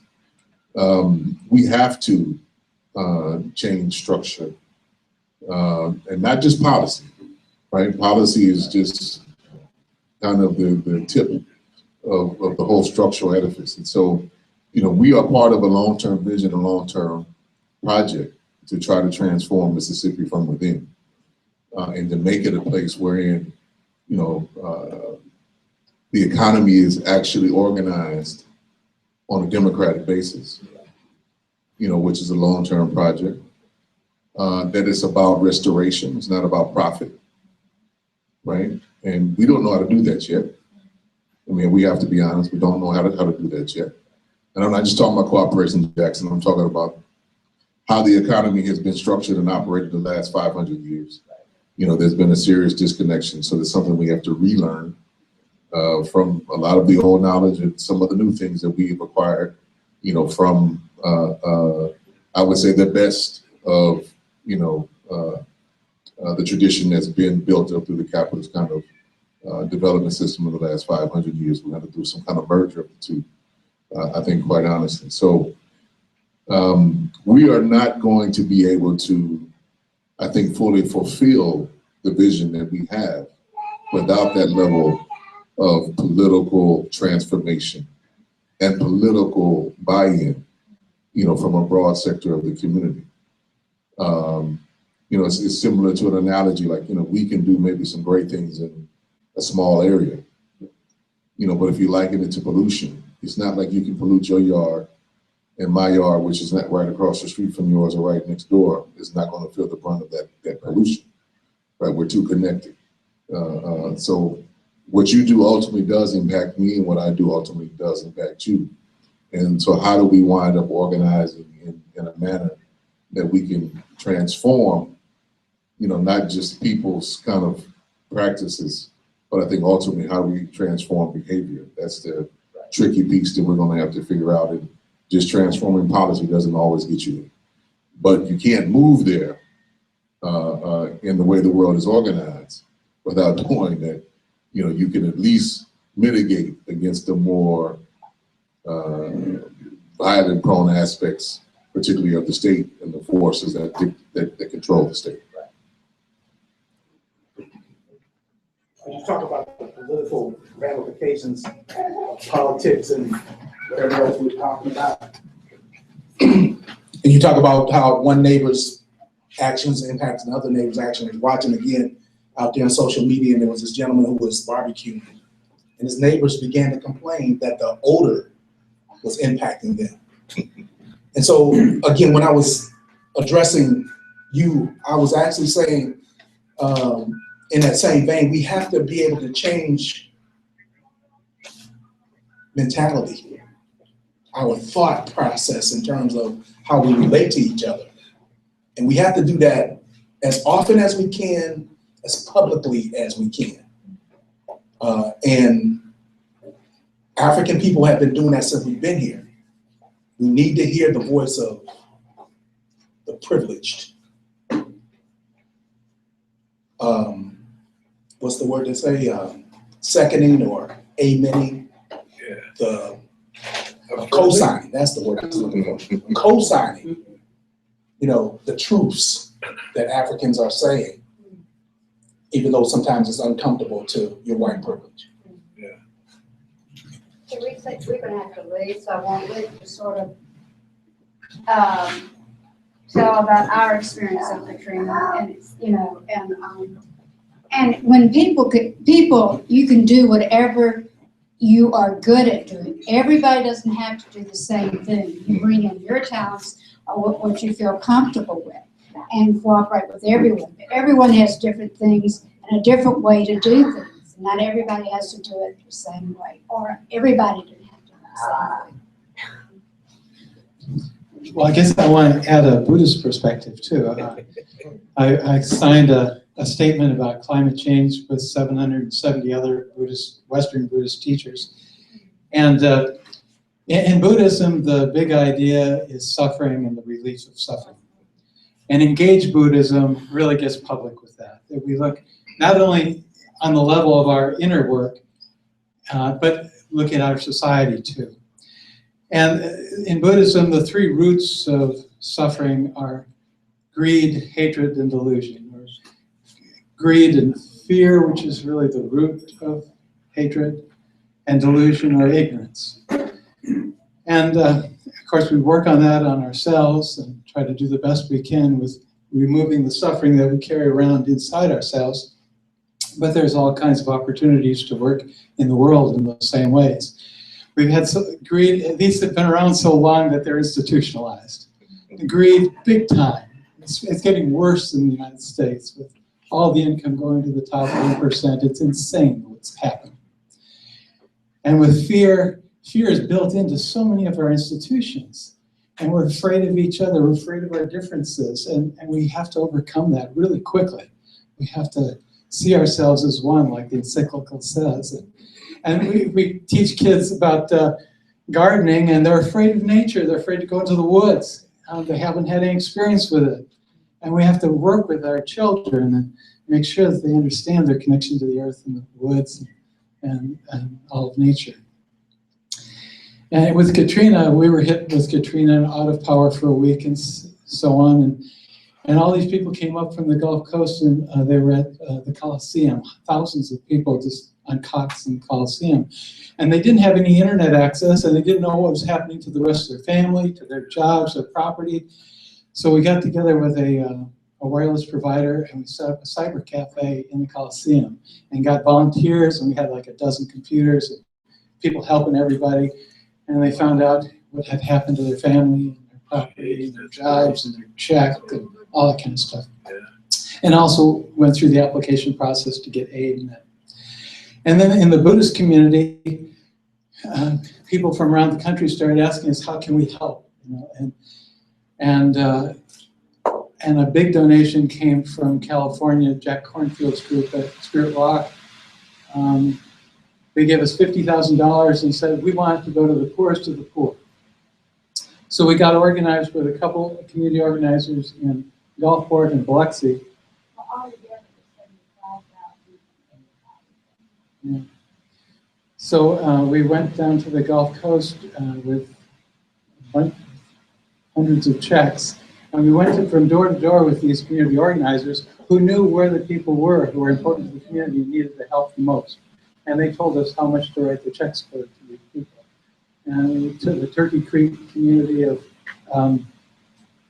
Gulfport, they were all kind of living in their doorways. The black mold was too bad to be inside. All their belongings were out on the street, useless. It was too hot to get outside the doorway. And they had a whole month of people coming by, President Clinton, all kinds of people, promising all kinds of stuff. They had nothing. Nobody helped them one bit. And so in many cases, these checks were the first actual aid that they got. And it really touched our heart how appreciative they were. And it was really a blessing for us to be able to take part in helping with that. But there's always, and then we went to Biloxi and kind of the same story there, and helped the community center there. But, every letter. We also gave it away in the Coliseum and some churches around here. We're able to distribute every bit of the money, and we have a video and online video sent to document it. That's a lot of responsibility. I wasn't sure if we wanted to do it, but we documented everything. I mean, it's all kinds of, it was unbelievable. It was so hot, no was everybody. I mean, we were on the band and we went back to a friend's house and I was sleeping. I don't say how, I was really, it was hard. It was, I mean, it was so hot. I couldn't feel it. I know we were used to air conditioning. I don't know if it's moved someplace, I don't know, air conditioning. I'm getting close to retirement, 71. The last thing I had was we started a project because oftentimes people are, well, I don't know what I can do, you know. So we started a project called 10,000 Things to Stop Global Warming. You've seen lists of 10 things to do. That's not enough. And we've been working on this since 2007. We're up to 721 things you can do to stop global warming. Could you email that to us? Yeah. So we can get that email to everybody? Yeah, and then we'll get it out too. That sounds good. Thanks. Bill, thank you. As we begin the 10th anniversary of Katrina, I wanted to build on some of the things that you were talking about on the code. With the Mississippi Hunger and Rights Alliance, at that time we had money that we were able to have 2 organizers on the code, and both of them were victims of Katrina. But one of the things that happened was there was a tremendous amount of wage set on the code at that time, and much of it was done by local contractors who recruited Latinos and to do the work. The first work was post was the blue booth, and then removing debris and so on that they were doing. And oftentimes the contractor would get money, and there was a lot of money that came through FEMA all the way down to what we call the bottom feeders, the contractors. And they would have a project, and when they finished the project, the contractors would know where to be found. And so there were many instances of that. And what happened is that workers would come to us asking us to intervene. And rather than intervening, we talked to them about what we need to do to get the money back. And that is mobilize. And if they agreed to participate in that, they would go with their organizers and confront the contractors. Again, most of them were local. So oftentimes they would go to the homes of the contractors and knock on the door. And while our organizers were passing leaflets around the neighborhood where the contractors lived, saying what he had done, they would knock on the door and demand their pay. All of the workers that had worked with them. And so we had many, many actions like that and had a lot of media involved. And we were able to recover over $1,300,000 through the restaurant. And let me say, the computer co-op also, one of those techs came to meet us to support that work. But I think that's important to get people engaged in confronting the wrongdoers, whether it's at work, one of the principles of union organizing that some of the unions have done, just getting workers engaged in going after their pay, their working conditions, and so on. So it's an easy thing for workers to do in the community when their wages were being stolen.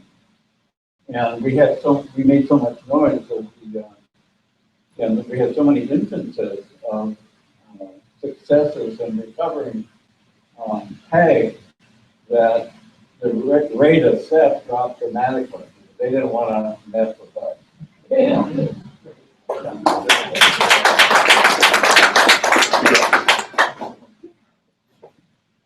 We have a little time to come back around. Good evening. I just want to kind of piggyback off what, whatever. Ride is back. What my brother was just saying there. I'm going to go out on a limb and say that I think the people in this room get that we are one and that we are interdependent and codependent on each other. So I want to go back to the question that he asked, just to expand on that.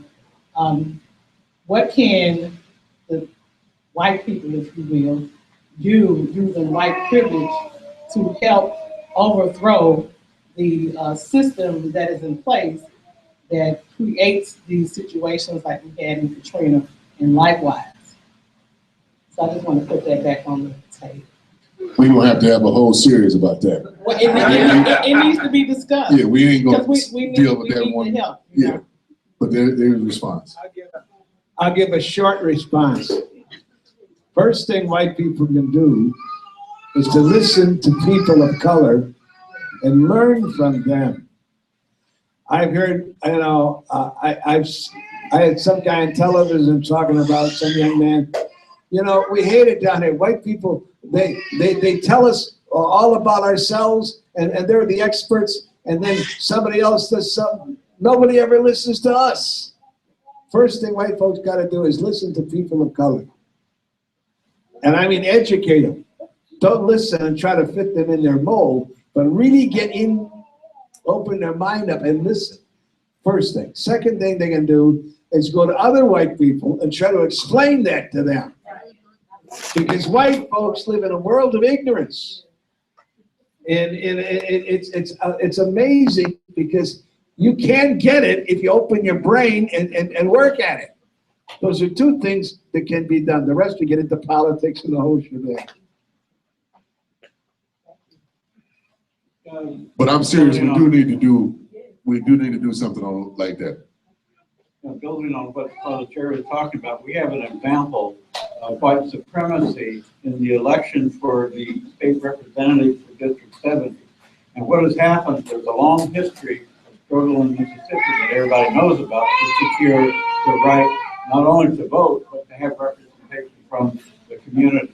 District 70 was created out of that struggle. And that District 70 that Jim Evans represented and Reverend Horace Buckley represented before him. And we have a situation where the Downtown Partners, which is a development group that's trying to gentrify Jackson, has a candidate, a white candidate, running in a district against a black woman, Kathy Sykes, who was here a minute ago and forgot her cell phone at the radio station where we were at. But she is from District 70. She was born there, raised there, went to Lanier and so on. And here you have a person coming in to try to take over and impose the white power structure on an African-American district. And that district is between 70 and 75% African-American. And it includes Bellhaven Heights, and some other areas that are majority white. So the rest of the district, which goes all the way up to almost the county line, and if you follow Medgar Evers Boulevard, the neighborhood there to the right, part of 70, you know, that district must be represented by a person from the community, not somebody that's coming from the outside. So I think it's important if you live in District 70 on the 25th, which is Tuesday, make sure that you go vote for Kathy Sykes. That's right. Because that's protecting and preserving gains that people have made. People are under attack with the voter ID and everything associated with it. And this attempt to retake that district for the white power structure is part of the erosion of political power of African Americans and also Latinos and other people of color that are attempting to get represented. Brother Hill. I just want to make a brief comment just that back to the Katrina issue, one of the major things that we saw was the first responders, the better responders, people that really did it was the religious community.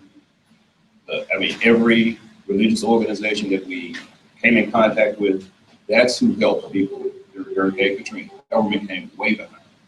And all those, the money and everything, that's what, so it was a united, well, to some extent, religious community, but all those organizations working individually, that's where the money and the assistance, the housing, and all those things came from, and they stayed over the 10-year period to a very large extent. Another thing that I just want to mention briefly, we encountered, especially with the Latino community, was the issue of people being assaulted and robbed because they didn't have, they weren't using banking institutions. When, you know, a lot of people are considered illegal or, just have a general fear, they don't use banks, so they carry, large sums of money in their pockets. So this is an issue that predominates Mississippi. The fact that we have more unbanked and underbanked people than any other state. And it's truly an issue that we need to work on, especially in the capital city. People are using liquor stores and payday lenders and all of those organizations as a banking institution. We just worked on the issue 2 months ago of trying to keep a payday lender out of our neighborhood. If you go to a payday lender, the interest rates of like over 500%. And the statistics show that they don't modify a loan or try to do any kind of workout on the loan when you go to a payday lender. They give you an additional loan when the next payment or whatever is due. So it shows that generally, on the average, a person has to have 9 loans before they pay off the first loan. So issues like that in terms of dealing with your community and how issues that we address, some states have outlawed payday lenders and the like. And, so I'm going to just say that there are a number of issues that we can tackle. I know the gentleman was saying that, he's 10,000 issues or whatever. That's fine, that's good. But I would like to see from this meeting, true outcomes or next steps. Find some issues, focus on those issues. There are a lot of issues that we can do that can change that can have great impact on the city, on the communities of Jackson, on the city of Jackson, on Hinds County, on the state of Mississippi, that can be regional in scope, but you're gonna have to focus. You know, just the little baby steps, that's fine, that's good, but you're gonna have to make those, as you focus them, they're gonna have greater impact if you get all of us involved. You know, trying to defeat a payday lender, I had to go through this educational process in my community. A lot of people didn't, you know, it's like, well, people need them, you know. I'm like, no, you don't. No, you really don't. So that's my wish, you know, for let's do something positive, pick out some things and really work on.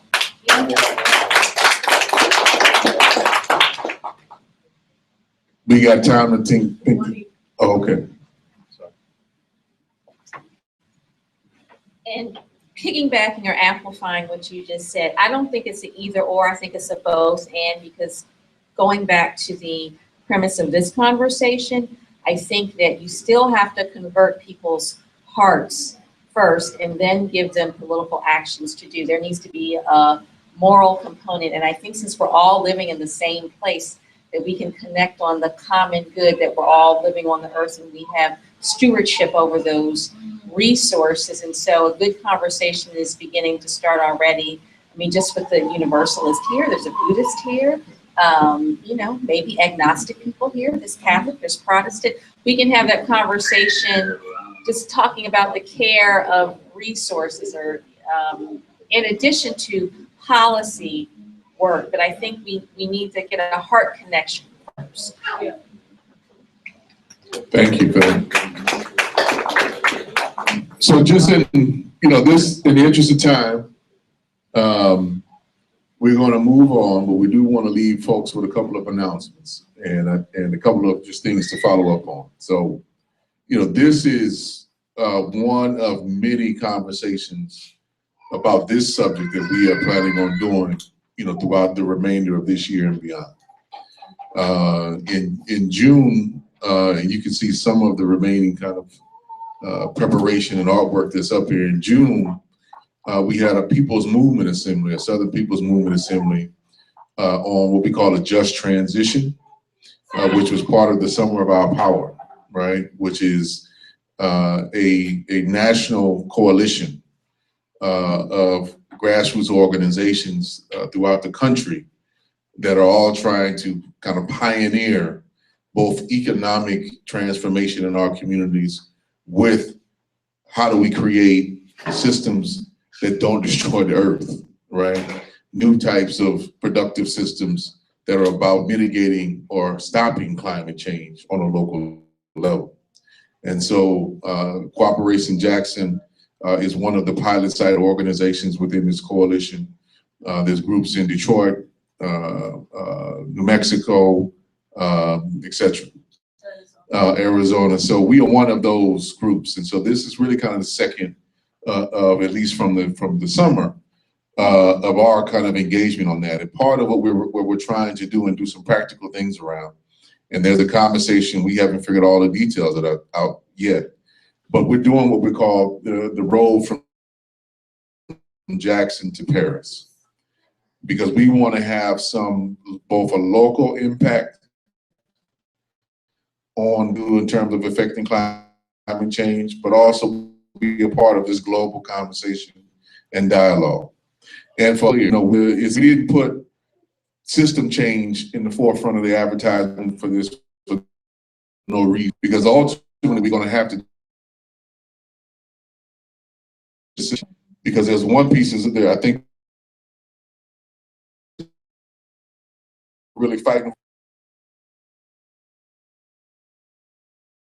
because Earth, which has been around here long after we leave, then one way or another and keep moving forward. But are we going to be here? And are we going to stop us from? And so how do we do that on the local level? We want to be involved with all of you on how do we do it in such a manner where we're creating jobs? We're providing our people with employment, we're providing our people with decent income, because we don't think the two are necessarily incompatible. right? That they just have to be done with some careful foresight, and I think some sacrifice together. So we want to be an ongoing dialogue with folks about that. And so we hope that you join us. We hope that everybody sign in on the sign-in sheet so we can stay in some contact and dialogue with you about how we're moving forward in terms of doing that, and in terms of some of the things we're going to be doing leading up to this COP21 to do more education in the community and to figure out what is our practical program of how do we make Jackson a sustainable city, right? And how do we build economic democracy in the city? Cooperation Jackson can't do that alone, right? It's going to take broad organizing in the community on a deeper level, as well as building alliance with other existing organizations. So we're fully aware of that, and we're going to have to do that work together in terms of building it. We'll come to that. So just want to end with that this is the beginning. This is the second step in a long process of many conversations. Kind of a supporting thing that we're doing that we hope folks have some opportunity to join with us, which is similar, a similar path. Also trying to do some structural change is we're doing an ongoing series of human rights educations through the Human Rights Institute. And those are typically on Tuesdays. The next one is next Tuesday. It's going to be taught by Jeribu Hill, who is the leader of the Mississippi Worker Center for Human Rights. And she's going to be focusing in on economic, social, and cultural rights and how do we struggle for those within the state of Mississippi, both historically and currently. So we definitely want folks to come out for that. That's next Tuesday at 6 p.m. It's going to be right here. So everybody's more than welcome. So that's also a part of this tract of some things that are going on. And part of what we are doing, in addition to trying to do this type of education, we're also in the business of trying to start businesses that, our people can work in. So we are looking to officially launch 3 enterprises from, after a year of development. So next month, we're opening up the Nubius Place Cafe. And we hope all of you will join us in that endeavor in terms of supporting it, doing outreach for it. We're going to do that, cafe and catering. The Arts and Cultural Co-op is starting at the same time to do some supporting because they're working hand in hand. And then our urban farming is also moving next month. So these are some practical things that we need more help. We need more labor. So folks can join in with us on that in terms of, being involved in some of that and some practical things. And then our next kind of public activity is an international activity. And that's going to be on September 5th, where some of our comrades from Venezuela, a group named Ilegua, which is the Afro-Venezuelan women's cultural group, they're coming to the United States. They're going to be here with us in Jackson, I think for 2 days, September 5th and 6th, to do some program and cultural exchange and to tell us about, how they're doing cooperative organizing in their community, because they're way far along. They don't just do culture, but they're way far along in some things that we are. So we have a lot of learning to do from them and some exchange there. So those are a few things I just want to leave people with. I know Saki and Ia have a couple of announcements. I'll give it to Brandon, I think, who had the microphone to give it to that. And I see Noel have one.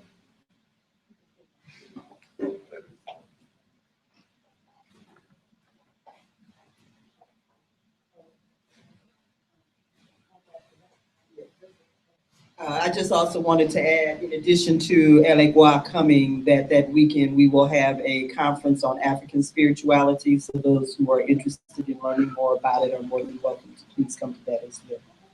And, we're doing it. They'll be present. Yeah, I have in my hand here that familiar donation can. So it's going to be on the table back here, and if any of you have a few spare dollars, millions, trillions in your pocket, we'd appreciate it. Thank you. So Kelly was talking about something further in the future I'm going to talk about this weekend.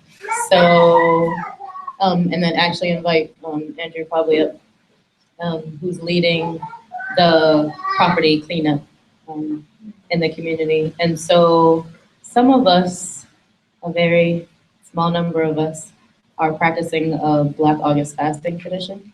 And so we're gonna be having a meal here tomorrow at sundown. And we're actually opening it up to everyone to come, even if you're not fasting, to be a part of the potluck. We're gonna be fasting, showing a documentary about the Black August Hip Hop Project that I was heavily involved in, Kali, Brandon, other people, that really, I feel like it did a lot to raise awareness within the hip hop generation of our struggles, our political prisoners, and to help raise money for the political prisoners. So you can hear more about what Black August is and the history of Black August and why fasting and that kind of thing. But one of the sayings that I like to just quickly give you an idea is that if we had a choice when Black History Month would be, we would have picked August. And so that is, for us, August is the time to commemorate all those who have died, who have lost their lives, who have sacrificed. It's a time for us to do sacrifice and discipline, and also to commemorate, but then also to think about like survivors, right? And like the survivors of Katrina and the survivors of the passage over here, and just our legacy and history of resistance and surviving under all the oppression of the past and the future. And so that's Friday, and then Saturday and Sunday, Andrew can talk about the cleanup, and then Sunday, Ia, I don't know if you mentioned, but Spirit Sunday is on Sunday, and we have Spirit Sunday here, hosted here, the fourth Sunday of every month at 1 p.m. So Spirit Sunday is this Sunday, and a part of the Black August tradition is physical exercise as a part of, for me, having discipline. And what we talked about, instead of having physical activities here in the center, we need and want everyone, especially people who are members of Collaboration Jackson, if you haven't already been out on a Saturday or a Sunday to help clear the land that we've acquired and that we're putting in a community land trust, we need you to come out this weekend. What time is Friday, Andrew? Oh, sorry, 6:30. So there's a Facebook that got created yesterday, so it's on there. But yeah, 6:30. So we can, those of us who are fasting, eat once the sun has gone down, which has been around 7:42, 45 today. It was like 46. No, it was 39 actually today. I was looking at the clock. And so we're gonna start early at 6:30 though, so that we can watch the film, so that when it's time to eat, we can eat.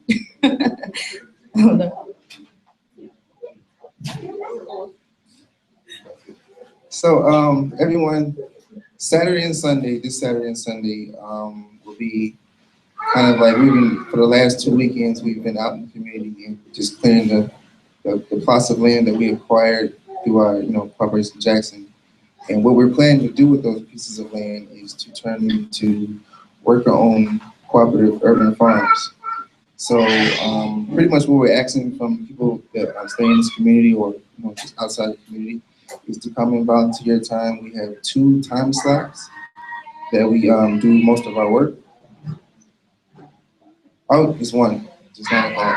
So it's 9 to 11 in the morning that we do most of our work. That we're out there going to be at the plots. So we have one that we're focusing on Ewing Street, which is right off of Rose Street. Central Street, yeah, right off of Central Street. And so I guess, people can meet here and just be here around like 8:30, 9 o'clock, and we can get started.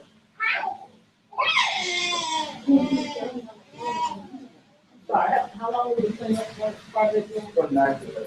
Before baby. It's been every weekend.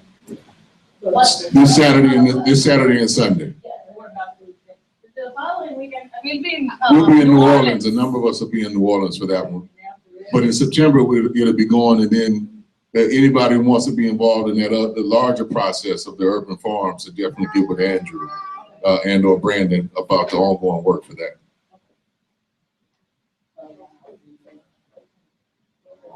want to quickly thank Father Tobin and Monique and Justin and Ia for an amazing truth-telling at this gathering, which helped us to not only remember what Katrina is and how we all need to be consciously and intentionally moving towards system change, right? So thank you all so much for that.